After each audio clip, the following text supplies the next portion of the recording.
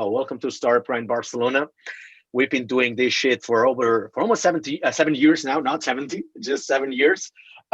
We started in early 2014. We're way into our seventh year. We do one monthly event where we foster entrepreneurship. We connect, we inspire, we educate entrepreneurs worldwide.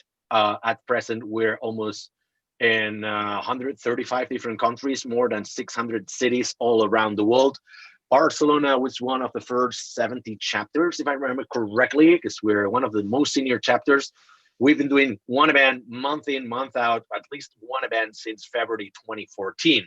That means that we are in our event number 101, actually. We realized after our last event with Avi Mayer from Travel Park that was event number 100, and we didn't celebrate because pandemic, right? So this is the way we roll.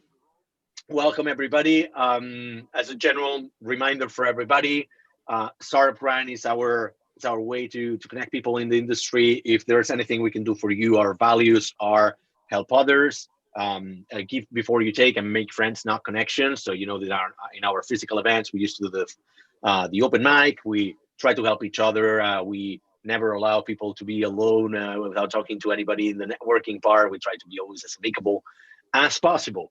And what we do in our events is the central part with a fireside chat, followed by Q&A. There is usually delicious catering. We're sorry you cannot help. We cannot send catering to 170 different people. That's something that maybe if there's a sponsor that wants to do that, we'll be happy to ship empanadas from Las Bunts everywhere. But that's not going to happen anytime soon. We look forward to seeing you in person. But unfortunately, since March, we've been hosting our events online. That doesn't look like it's going to change anytime soon. And you're gonna receive more news tomorrow about our upcoming events. We're gonna continue doing online stuff. The next event, it's not yet published. It's gonna be with the legendary Luis Martin Caviedes. We should be publishing it sometime soon. But we had one of our best remembered events in November 2017, if I remember correctly. I interviewed Luis Martin Caviedes, and people were like, dude, you need to talk to him again. Like, we want Caviedes again.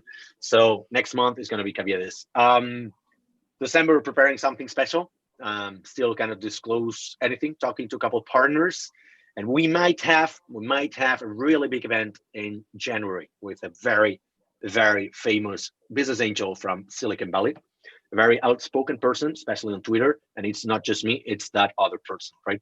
So, well, without further ado, maybe we're 5 minutes in. If you're late, I'm sorry. We're like, we allowed enough time. So I'm gonna introduce our speaker for tonight, even though you met him last year. I interviewed him July last year in one of our biggest events, actually, in Startup Grind. I was checking, it was one of our biggest events. We had a full house at Movistar Center in Plaza Catalunya. Carlos Pierre, CEO and co-founder of Badi. Welcome to the show, Carlos. How are you doing? Great. Thank you for inviting me. The last time I was here talking at the Startup Grind, I remember that I made a great entrance with some music. We have music today. We don't have music today. That's something we could actually. I was checking yesterday. I attended another chapters event. I attended the Startup Grind in Glasgow virtually, and they did it. I was like, damn, that's one thing. It's easy to do. We should be doing it. So I take note of that consideration. How are you doing, Carlos? I mean, let's just start. I mean, I'm not going to introduce much. I've been speaking a lot, and you got to fight for your right to talk because I'm not giving it to you. So unless I'm putting a question. So feel free to interrupt me anytime. But the first time I wanted to ask is, obviously, everybody's been struck by the pandemic. And pretty sure you've covered this a lot in other events. We talked about a lot how we've been affected by the pandemic. But I wanted like a brief update of how you guys were affected by this. And most importantly, next question is going to be how we're getting out of this. Yeah. So there's a clear word to describe 2020, and probably the best word to describe it is challenging. It's very polite. Yes, and it's difficult to start, but I will try to also articulate it fast and clear. Basically, we at the beginning of the year we were planning to also raise more funds with a new round, and then COVID started. Of course, no one was expecting a global pandemic. So basically, we couldn't raise we basically stopped trying to fundraise, and we raised funds from internal investors. Of course, that round was not as much in terms of volume that we expected. So basically, also investors, there were basically there's many things that you don't know, right, about COVID, when it's going to end, etc., how it's going to affect the company. So basically, we closed less funds, but those funds needed to last more than expected, right? So basically, we needed to be super creative at reducing cost overall. Also, we stopped marketing and we focused on product and tech. So we have been the last 6 months focused 100% on product. We made a lot of restructures in our team. Basically, we were a company that was spending a lot in terms of marketing, branding, etc. It worked well. But of course, during the last 6 months, we needed to reshape a little bit the strategy, the team, etc., and more focus on product. In terms of the business, what we saw is that, and what happened is that supply grew organically really, really fast. So basically, we reached historical levels of supply. It makes sense, a lot of supply coming from vacational, many people who start thinking about just renting empty spaces because they needed that extra money. A lot of rooms not getting rented because of mobility restrictions, etc. So basically, supply grew a lot, demand decreased 50%, 60, 70%. International demand stopped, basically. So way less demand, way more supply, and focusing on product. And I believe today, we are on a way more healthier position than the position we were pre-COVID, due to reducing cost, focusing on product, and also monetization. We can talk about this, but we started testing monetization in March during the pandemic.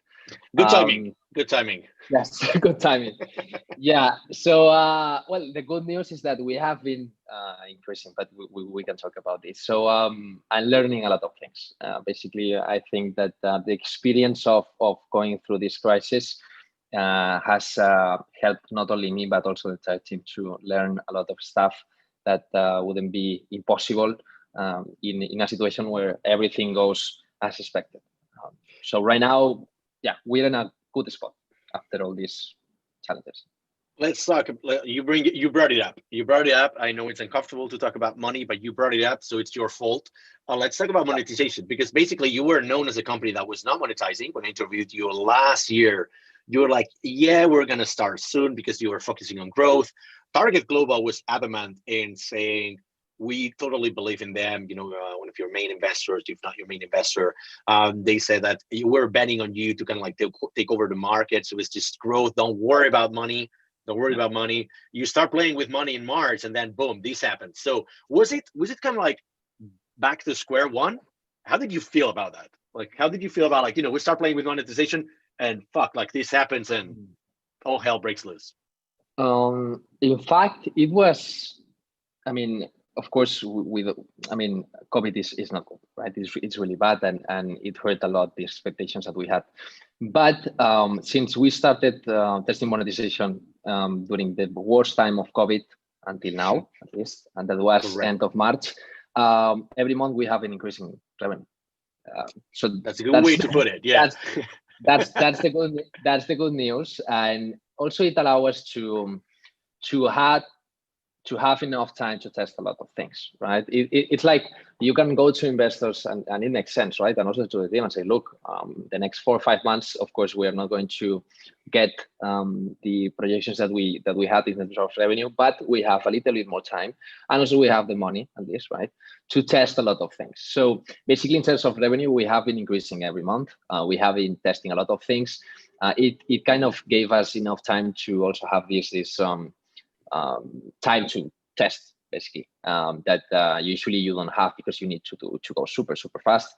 And and we kind of reimagine a little bit the strategy that we had, and also we had time to do that. So not that bad. Like, taking into account our revenue was 0 right now. Every month is increasing. And if you compare with companies that they had, of course, previously revenue, they are decreasing month over month, depending, of course, on the company.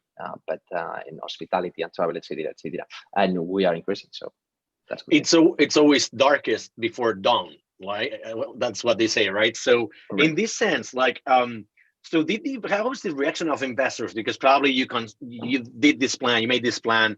We're going to start monetizing in March. It's going to take a couple months, something like that. Then we'll have these projections, which obviously are worth fuck all because of coronavirus. But the fact that you are able to monetize now during a pandemic, is it actually better? Like, has it proven that you can monetize just because it's a very rough time? So in fair weather, you could be doing even more money. What is the vision of the investors? What's your feeling there? Well, basically, investors, we presented a business plan right before we closed the internal round. Yeah, we were asking for more money to current investors, and they were saying, "Okay, we believe in the project. We will give you more money, but first we want to see your plan." Right? So we showed the plan, and the first thing they did is, we're going to use those projections, but take revenue and put zero every single month, right? And the money needs to last 18 months with zero revenue. Of course, all the revenue that you have comes on top of it. That's it, right? That was at least the first scenario. Then you start working with several scenarios. So they already were like, okay, we are seeing how this is going to affect. It's going to be super hard. So let's start with the presumption that this is not going to become better, and it's going to be really hard for you to monetize. Then eventually, what we have seen is that we were already just creating this strategy that was. And the cornerstone was digitalize the rental market. And what that means is that doing everything, or not everything, but at least a lot of things that have been doing offline in this market, in the rental market and real estate, making it online. Basically means transactions, contracts, visits with video calls, etc., right? So we were already just doing and launching all of these features that were related to online. And what we have seen is that it worked, right? It helped during this difficult time. Demand decreased also. That's and also there were mobility restrictions at least the first 2 or 3 months, right? So that affected a lot. But we had some things to make us dream and believe that we were on the right path. So basically, right now we have a strategy which is digitalize the rental market, but also become the most liquid, right? So also we work on getting more demand and more supply, and even if we can open in new verticals. Let's talk about, because I think we in all events, right? All events since March, we've been dealing with how to navigate the crisis, how to get through the pandemic, this and that. Okay, we've seen plenty of that. Let's focus on the future. How do you guys plan to get out of this? Like, what's your plan for, if you have one, to get out of the pandemic? First, even if we want, we are not going to get out of the pandemic if the pandemic doesn't want, right? So that's the first thing that we need to take into account, that we don't know how this is going to last. So basically, the plan is to adapt to the pandemic. Mm-hmm. When the pandemic ends, then we will see what happens, right? But then basically we adapted to the pandemic. What that means is, for example, in the case of Badi, supply, as I said, it's just growing. So that's good news. And also organically, we don't need to spend that much money on marketing. Then the demand has become our biggest focus right now. So demand, we were also trying to get a lot of international demand, also in terms of rooms and flat shares. Makes a lot of sense because there's a lot of expats, etc. The strategy has changed, right? We don't know when international demand is going to come back. So basically, we are focusing on national demand or local demand, right? But local demand, usually when they are looking for a room in Barcelona, they are from Barcelona, for example, right? They have the ability to go to see the flat and talk to the other people. So why they are going to do a booking online, even if there's a pandemic, right? They want to see the flat. Many people, they want to chat, right? So for example, that's an example, right? We launched the booking as an escrow payment system that worked really well for people that they didn't have this physical interaction, or they couldn't, right? Like, for example, Airbnb does. We realized that wasn't enough to value proposition, right? For the people to choose to go online rather than offline. So basically what we did is develop the deposit free. That's a clear value proposition for international people, but also for local people, right? You can go to see the flat, you can do a video call, you can do whatever you want, right? We make better the matching, but then basically in any part of the funnel, you can choose to have rent that room deposit free, basically without paying the deposit, because we will take it, right? So right now we have been focusing on what things or what value added we can bring to the local market in the next 12 months. Understanding that we won't see international demand at least in the next 12 months. And then once we get international demand, then the escrow payment system makes a lot of sense, right? So this is an example of the kind of strategy that we are working on. But we believe that even with the current scenario, we can grow in terms of demand, we can grow in terms of supply, and also we can grow in terms of revenue, because bookings and deposit free are not the only ways to monetize. We already started with premium features. So basically, listers, which means suppliers, they pay to be top on the search, recommendation system, etc., etc. Also, we are going to start working with professionals, with a subscription model, with account management, with contracts, legal. So all these things that, because we are going to have a lot of supply, we can also start monetizing with that, and also increase the amount of revenue coming from the supply side. Also, so what's the distribution would you say that you are doing right now in terms of innovation, testing new things? Like, for instance, you have got this new service of deposit-free rentals, right? That you're testing. I don't know if you've already tested and it's launched or still being in beta, something like that.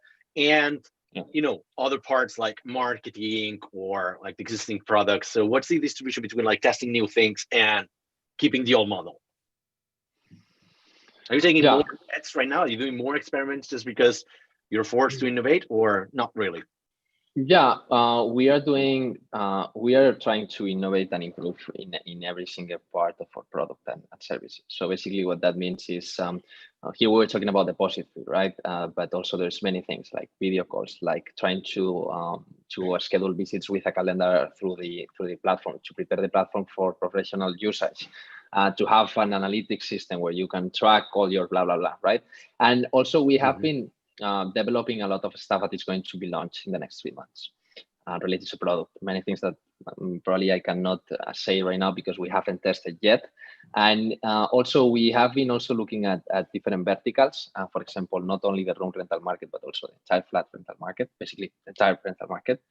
And to see if it makes sense also to, once we have some things in place in terms of product, start also opening this new vertical, and Badi becoming like a full rental platform where people can also find rooms, but also flats. Just focusing on profiling, focusing on matching, etc., and all this stuff. So we have basically the entire tech team is focusing on new stuff.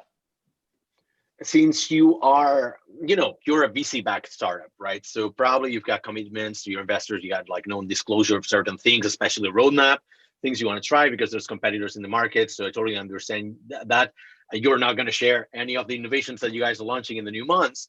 I dare you to do that. Like, if you can do it, it would be great. But I'm going to ask you about something else, which is, let's talk about changes in society, like in the sector of real estate, right? One of the things that we're seeing is that people are fucking off to the countryside just because cities, they don't want to leave a second lockdown in a city, man. Like 30 square meter flats in Barcelona with no heating, cramped with 6 flatmates, things like that. They're like, I'd rather go to whatever, the countryside, and have a small garden, something like that, or at least bigger houses, right? So mobility to the city, from city to rural is one. Second, it would be something more like fluidity. People, we've seen a trend in the latest years that's like people stay less and less in the same city, right? There's a tendency of switch cities much more often than previously, right? So what other trends do you think are going to happen? And are you building your product for this new society we're seeing in terms of real estate, or you're still building it for the old model? Yeah, no, we are thinking about the current and also the new. And what you said is true. I mean, it is true that all of us, we talk about, I prefer to live outside the city and I will look for a property outside the city. The truth is that for now, we don't see a huge change on that. So there's still people in the city, and there's still a lot of people that they want to live in the city center. Even if some flats and properties get empty because some people is leaving, then of course some people will want to live in those properties anyway. But still, things that we are seeing, and it's related to what you were saying, right? Flexibility. That's going to be the most important. We have seen the last 10 years owners and also real estate funds focusing on either vacational, right, and focusing on vacational. Right now, of course, they have their problems, and also you need the permission, etc., etc., and or long term, right? But also, there's going to be a market full of millennials and also nomad people, right? Even no, not only nomads, right?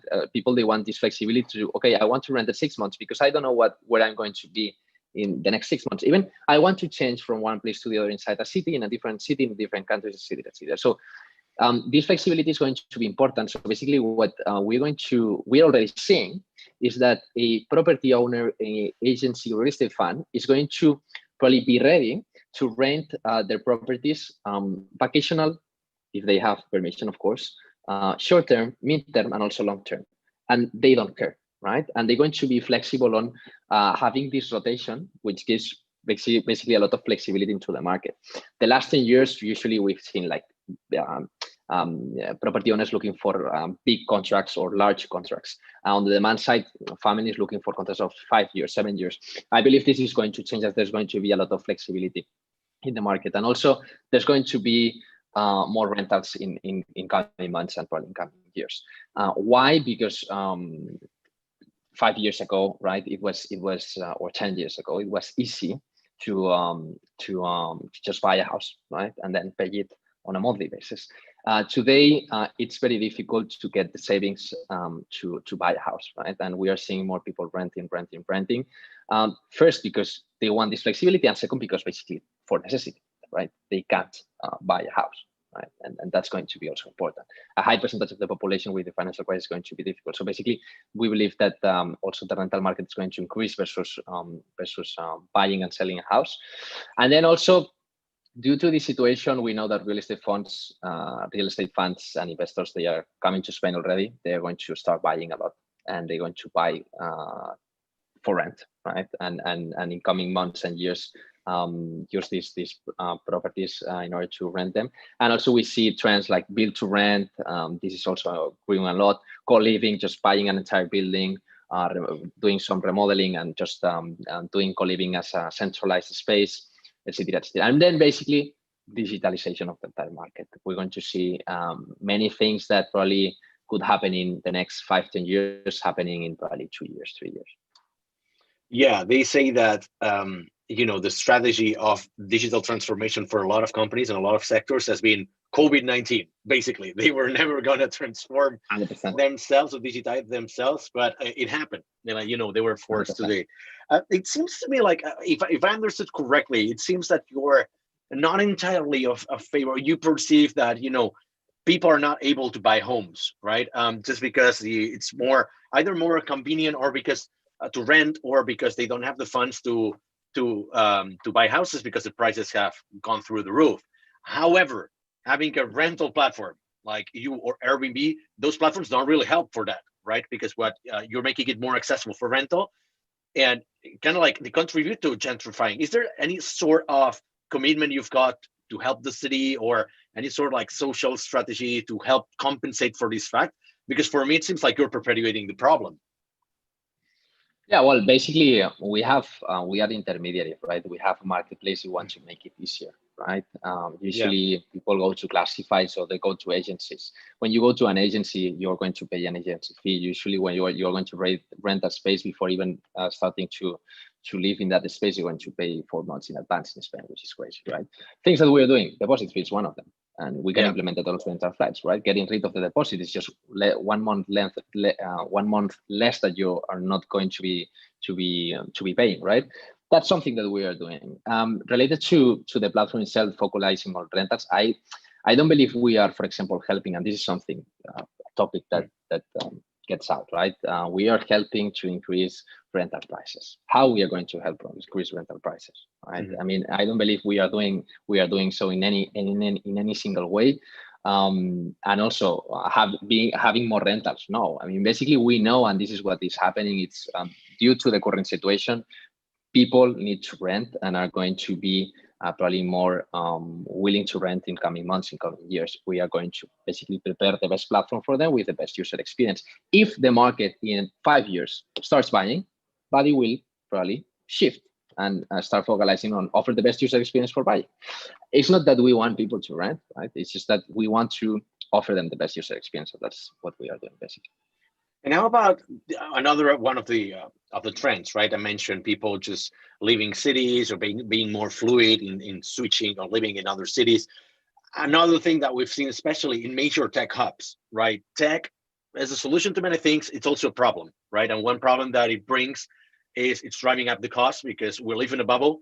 Everybody in tech makes a lot of money, but we are forcing people out of their own neighborhoods to live in suburbs, right? Just because more so wealthier people come from the UK, come from the US, whatever, they want to live in Barcelona, call it digital nomads, or just because there's Skyscanner here, there's Global, whatever, they pay insane salaries, and therefore they're forcing people out of the city center, right?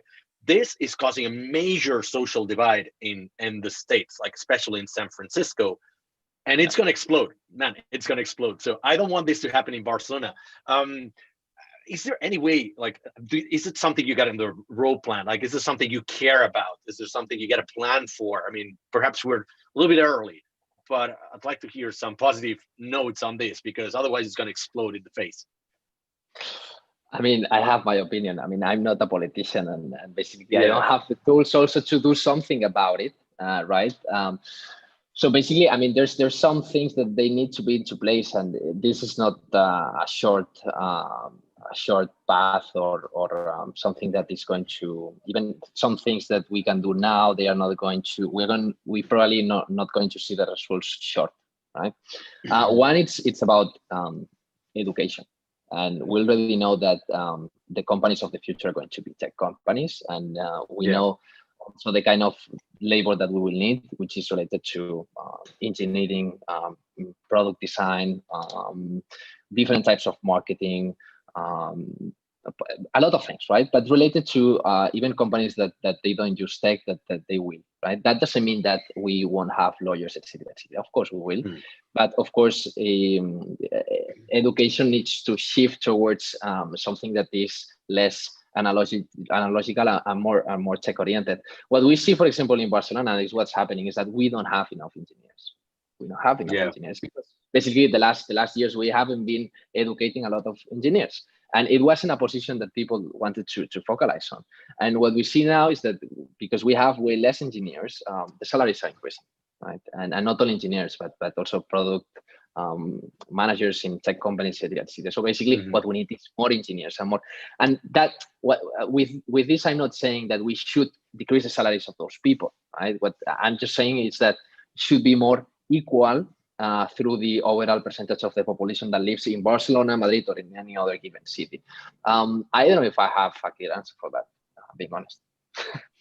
No, I mean, of course, it's a very complex, it's a very complex situation. That's not going to happen. But at least, since, I mean, you guys are huge proponents of Barcelona, and you're one of our biggest players right now. You're doing a kick-ass job at promoting Barcelona, right? And it helps.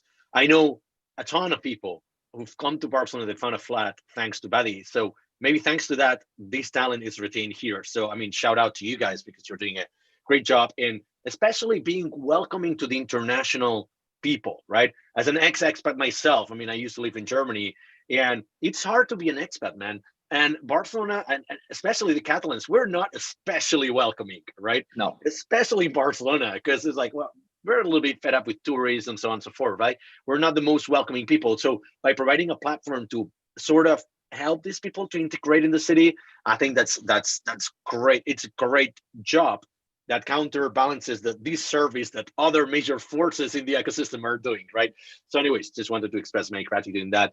Another topic I wanted to talk about, let's get less philosophical, maybe more emotional, right? For those who were in our event last year, July last year, when I interviewed you, we had a totally unexpected part where we opened up. Like, I don't know why you brought up, like, man, there were a couple of days in which I felt I was not the right CEO of the company. And we talked for like 20 minutes about imposter syndrome, about communicating to the team, about opening, showing fragility, things like that, which I think it was a little bit like a premonition of what was to come, because most people have done it now during the pandemic. How are you feeling now? Are you feeling like you're still the right CEO for the company? And what has changed in that regard? Like, have you gained like more confidence or something? Also, I was also in the same phase. That's why we commented. And I remember we're like relating. It's like, dude, I'm totally thinking the same. I'm also might Yeah. not be the right CEO for the company at this moment. And we talk like that. So how are you feeling now about that? Yeah. So now, I mean, now what I can say is that I have a little bit more experience. Also, I mean, more than 5 years already with a company of more than 100 people. So basically, I know I gain more experience and I can feel it, and I know it and I feel it every single day.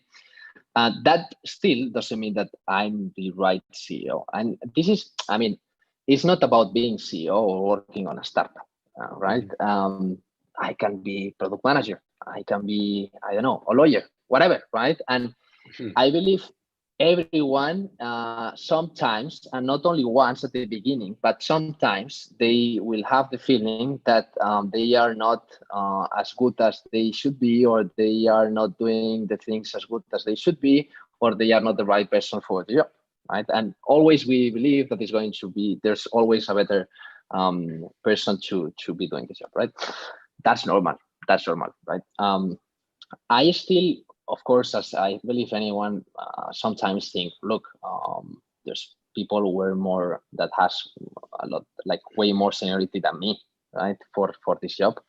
But now I feel and I see it that also because I've worked more with senior talent, right? After 5 years with more money, we had we were lucky to hire senior talent. And you can see that seniority it is needed in a company, and also it helps you grow a lot and to be more calm, right, during crisis and these situations. But then eventually you have founded the company and you have been in the company 5 years, and there's many things that you have that seniority it's not going to bring, right? And it's related to also this. And yeah, so basically, I mean, I just answer your question. I feel sometimes every week or every month still that, I mean, I believe today I didn't do a great job as CEO or communicating something or doing whatever, right? And now basically I try to improve every day, and I don't stop that much thinking if I'm not the good CEO or not. It's what it is, and I try to do my best. And that's how I think you already accepted that you are. No, actually, that's a good assist, because my next question was going to be related to the fact that you brought in senior VPs, especially, right? Senior management, right? Last year when we talked, you were about like 40 or 50 maybe. Now your company is 100 plus, which is 10 times bigger than mine. But still, we have the same challenge, which is it's our first crisis, right? It's the first time we as business owners go head on against a crisis. And I remember the first days I was like, what the fuck, this is like, even though we were not really affected, but our clients were, and we didn't know what to expect. You don't know how to plan. You cannot plan, right? So the first thing I did, and I want to hear your thoughts on that, is I remember I called a few folks in the industry, people I interviewed at Startup Grind, like David Gonzalez from Grupo Anuntis. I talked to David Tomas from Cyberclick, to Mara Larcon, for instance, or to Anna Janet from Savile Jaguar Newman. So like, hey, how do you go through this? Like, I literally have got no clue. Not that I had a clue about pre-pandemic, right? But now I have less of a clue, right?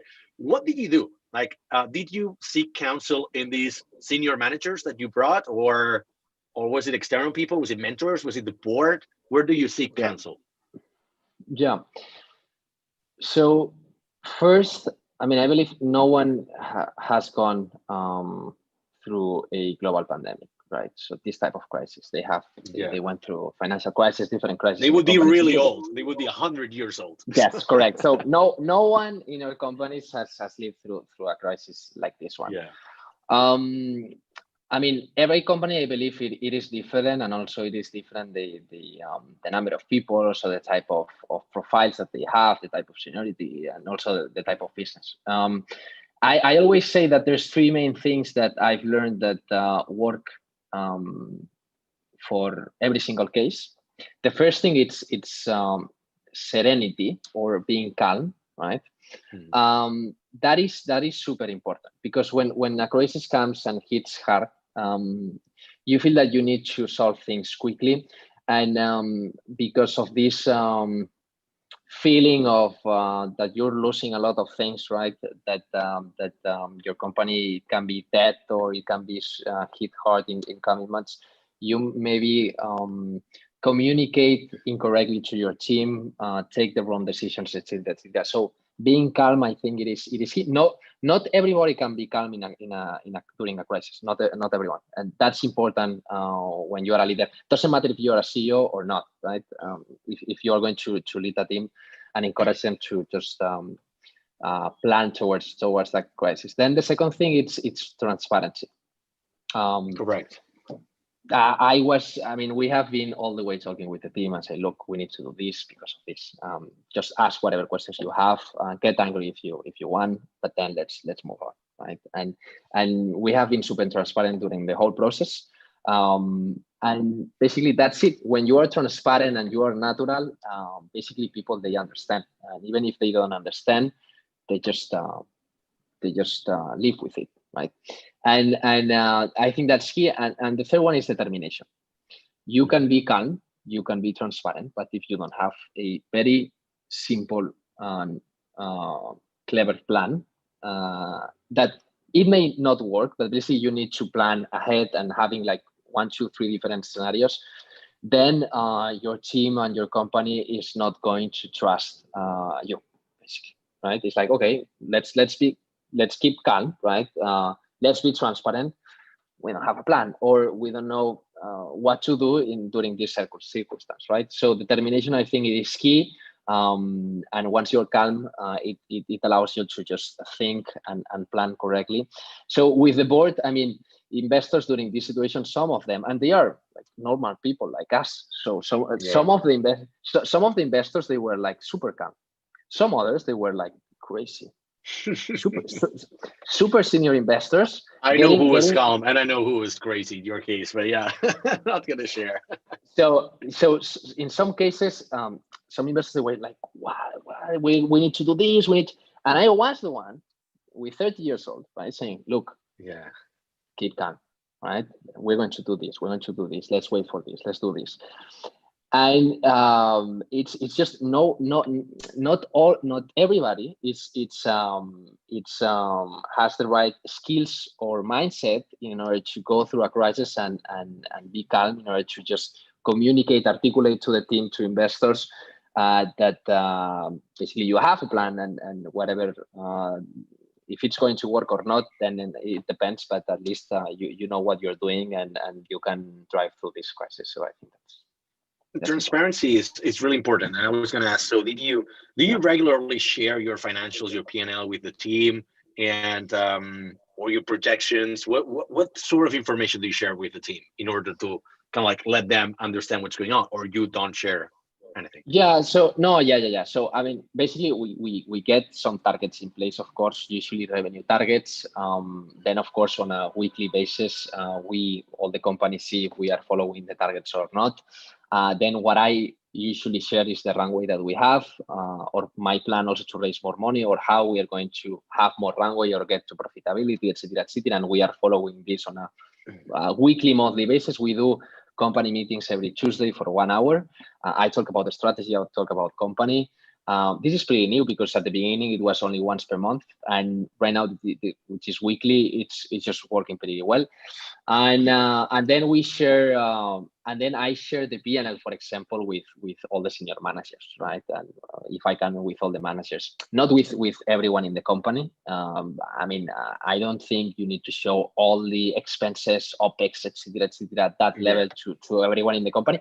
But at least being honest, look, we have 18 months of runway, and then after 5 months, we have 13 months of runway, and we need to do this, and also to get them internalized that they are working in a startup, and working in a startup means having less time, some that you can die, you can still die, right, as a company, not like other big corporations.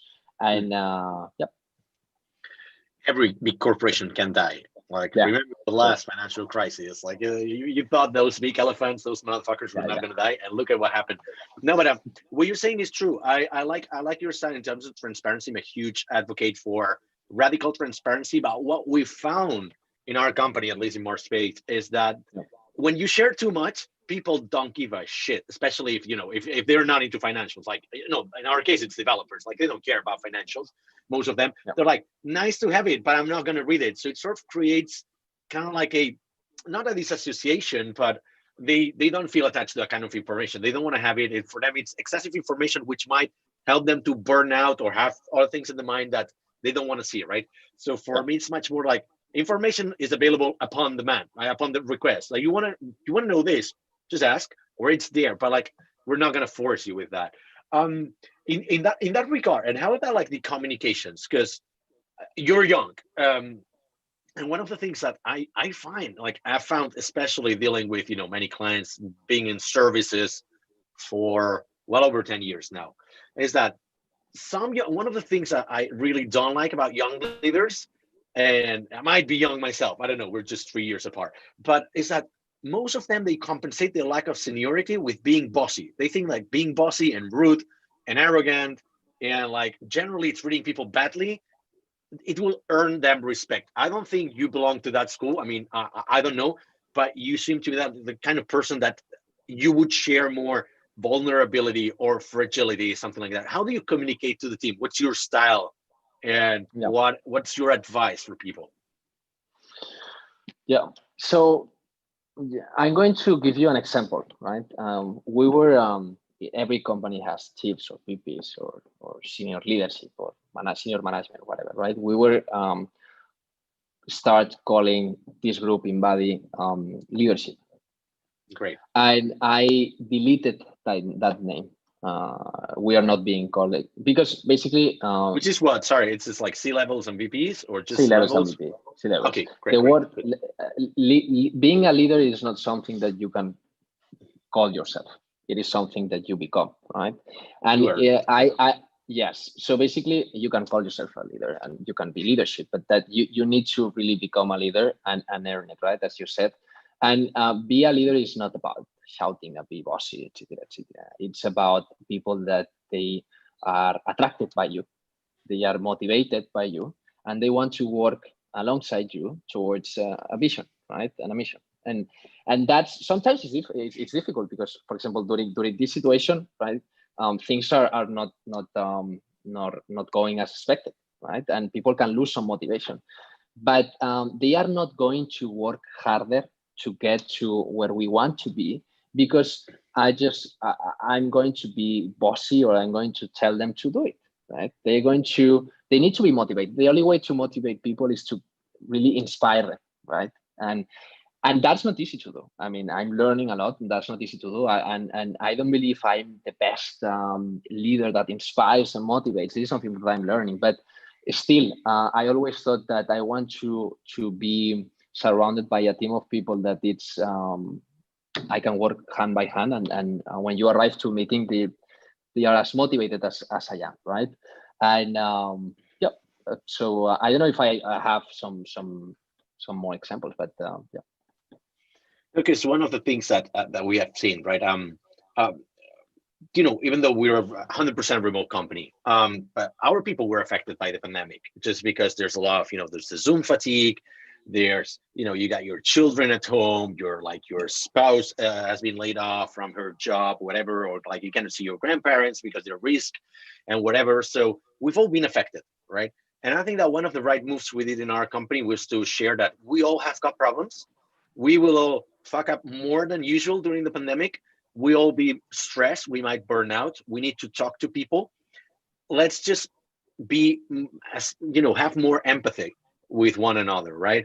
And I open up, like, precisely, I don't know if I was inspired by your message last year or something, but I said, I had this existential crisis one day, and I share on Basecamp, our project management tool. And so like, dude, I'm sorry, I think I fail you as a CEO. I haven't been around much. Like I usually just sell, the sales, and then I send the projects to the team. Then there's, entire team does that. But I normally am not very engaged with the technical team in the company, right? And I said, maybe we need another kind of CEO in the company. And that inspired in turn that everybody share more than feelings. And right now we are extra, if we were open before, now we're extra open. And I think that by doing this movement, maybe because of the kind of company we are, people start engaging more with me or with one another, right? I think it was a great move, but that was caused by the pandemic. I don't know if I would have had done that otherwise. So is there something you've done? Like, have you changed your communication style? How are you expressing feelings when you're passing messages on to the team? First of all, I believe there's different kinds of CEOs. Some CEOs that the only thing they need to do because they have a team prepared, to do that. They are CEOs, that they focalize only on raising funds and talking to investors. They are more operational CEOs, and there are CEOs that they do both things. I believe the best thing is to do both things. I've been a long time a CEO of raising money, and one of the things I did also is going to the team and I said, look, that's my fault. Basically, what happens then is that you have less time to have these communications, not only with the company itself. Right now, we have a company meeting where I talk with the meeting every single Tuesday, and we have a Q&A through Slido, anonymous or not, where they can ask whatever question, and it's pretty natural, right? That's one thing that we did, but then individually, right? And I've changed the way I was approaching to the team. So, for example, imagine that you are or VP engineer in Badi, right? So what I was doing is I had these one-on-ones, right, or catch-ups. So basically, my question was, how is your team? Just give me highlights and lowlights, right, and see if I can help you. That was my approach. The approach now is completely different. The first question I ask is, how are you? Great. Focusing on emotions or feelings. Yes. So basically, there's a difference between a operational catch-up and a one-on-one. For me, a one-on-one, it's about how are you, right? Let's talk about how are you, 15 minutes for 30 minutes. And then they are operational catch-ups. How is the team, right? Highlights, lowlights, how can I help? Boom, boom, boom, right? And I see a huge difference because people, when you do what, at least it happened to me. For one-on-ones, they expect that they had a list of things, right? I need to, no, just leave the list. And how are you? And we're like, okay. So good. What else? No, I've been doing that. I don't like it. Yeah. So it helped a lot. Yeah, like that's one of the things. Like when you ask people, how are you doing? They're going to be like, yeah, fine. But how are you doing? Like if you ask it a second time, they're going to give you the full answer, right? I just get how are you doing? Fine. Really? Just keep going. No, and maybe they are fine, right? But just start the conversation, and there's always something.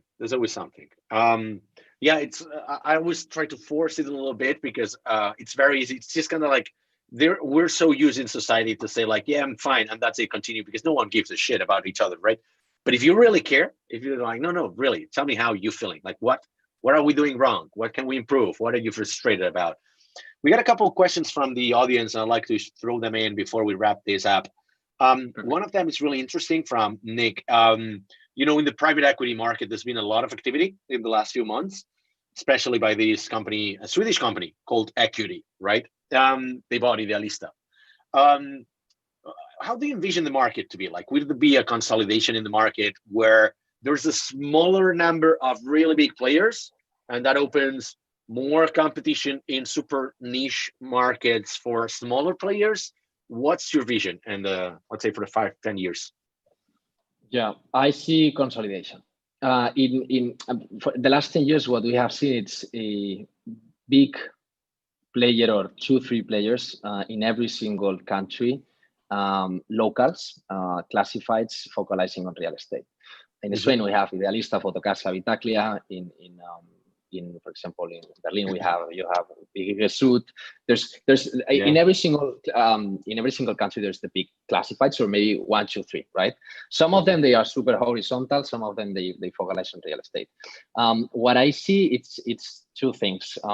Consolidation, meaning we already have groups like Shipstead, now EQT, and there's going to be more and more that they start buying a bunch of classifieds just to create this kind of group and consolidation. And I believe this is eventually what we will see. Then what we have is also what we call prop tech startups, right? Yeah. Startups that they focalize on different niche and or in different parts of the funnel, right? Usually classifieds, they focalize on marketing, right? You post, then there's a match, and that's it, right? Everything then happens offline. What all classifieds they want is to enter into services and transactions. This is something that is really difficult for them because they don't have profiling, right? For example, they don't have bank accounts. They don't have, and people, when they enter a classified site, they expect just to connect and make a phone call, and that's it, right? So basically, also some companies that they only focus on deposits, only focus on guarantees, only focus on property management, only focus on different. So I believe there's going to be consolidation of all those companies, and also the big market, some classifieds buying another small companies focalizing on services and transactions. And then, of course, funds like equity just buying. In terms of when I saw the news, I mean, I was super happy because basically it means like they are also in Italy and Portugal, but mainly in Spain, right? The Spanish classifieds being sold by 1.3 billion is just great news. Because when you talk with investors, they say, if you are only going to focalize in Spain, provided they pay the taxes, which is, wishful thinking, not saying anything here. But you're going to be one of these players, undoubtedly. Like, I see that we got great faith in you guys. Barcelona deserves more and bigger companies, and you guys are opening the path for a lot of companies. But what is the company that will disrupt Badi in 5-10 years? It's not. I don't believe it's has more yet. It's not okay. But you don't see, is there like something you will not focus on? Like, for instance, booking.com, they say like, we're never going to go into B2B because we only have got like 9% of the B2C market. We still have 91%, right? And that's how TravelPerk was born. Is this something you're not pursuing at this time that you'll say like, it's a huge opportunity for somebody else. It's a candy. It's a low-hanging fruit, but we're not going to go there because we're so focused on our thing. Yeah. So do you mean if one of the big companies is going to also enter this vertical? I'm thinking more a small company, like a new Badi will just try to, disrupt you. Like, one opportunity is so in the market, it was not there.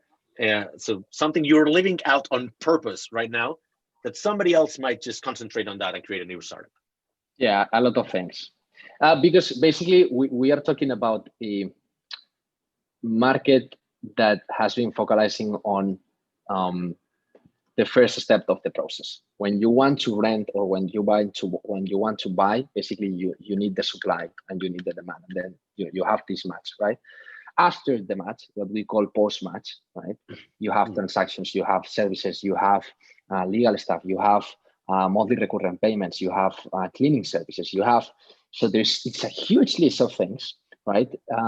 So we can't do everything. And no one can do everything at the same time. And if you try to do everything at the same time, probably you are not going to go fast enough, and maybe you will fail because it's a lot of segmented focus, right? So I believe there's already many companies and tech startups focalizing on different parts of the funnel. In our case, we started in the first step, so on the commercialization. So now we can start testing different things on transactions, on deposit free, on services. We have Badi Homes, which focalizes on property management to understand what things we can automatize, right? So yes, for sure. I mean, I believe there's going to be great companies that only focus on one specific part of the funnel in the rental process or buying and selling process. Last question, and we wrap this up, and thank you very much for your time because you've been extremely generous, is that you will like to be remembered as what? Like, you yourself or the company? What do you want Badi, for instance, to be remembered for in eternity? Being honest, I don't think about it. You don't think long term? Like, you don't have, what's your mission? Like, you got a mission as a company. of course, we have a vision and we have a mission. But myself, right? I don't think about how people is going to perceive or what. So I don't envision myself in the next 10 years because I don't know. So basically, I just focalize on learning and what things I can do. Now, of course, the company has a vision, right? Our vision is to digitalize the entire rental market and become the #1 platform in terms of rental in Europe, at least in the next 5 years, right? So that's the vision. How we will do that? Then we have the strategy and the plan specifics, right? But yeah, I mean, we want to be. So basically, there's Airbnb, right? So I could say that we want to become the Airbnb for mid to long-term rentals. Not that means that we're going to copy reviews and transactions. We may have reviews and transactions, but we will try to digitalize the whole process and not to become the local classified site for Spanish classified site, but way more open. And try to do what right now EQT and other Shift is trying to do, because we haven't seen yet a Airbnb for mid to long-term rentals. There's 1 or 2 per country, right? So basically, what they are doing is just buying one. And what we will try to do is to become the one that could we say that it's in Europe and then potentially US, of course. Great. Carlos, just to wrap this up, I'm rolling the red carpet for you. You got this camera.